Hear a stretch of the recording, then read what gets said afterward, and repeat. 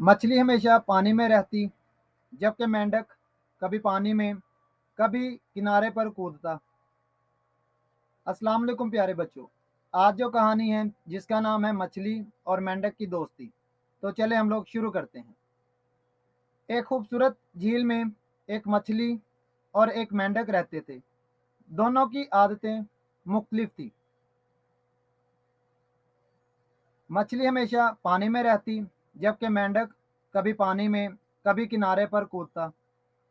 एक दिन मछली ने मेंढक से कहा, तुम हमेशा पानी से बाहर क्यों चले जाते हो? यहाँ झील में तो बहुत सुकून है। मेंढक हंसा और बोला, दोस्त, मैं दुनिया देखना चाहता हूँ। सिर्फ पानी में रहना मुझे पसंद नहीं।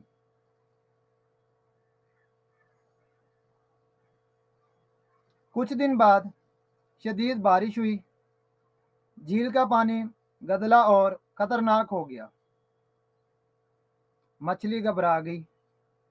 मेंढक फौरन किनारे पर कूद गया और बोला, दोस्त, मैं तुम्हारी मदद करता हूँ। थोड़ा सब्र करो।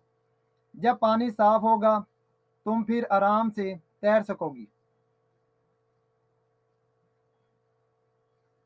चंद दिन बाद जब मौसम साफ हुआ, मछली ने खुश होकर मेंढक से कहा, सच में दोस्त वही होता है जो मुश्किल वक्त में साथ देता है। प्यारे बच्चों, इस कहानी का इखलाकी सबक हमें क्या मिलता है कि सच्चा दोस्त वही होता है जो मुश्किल वक्त में काम आए।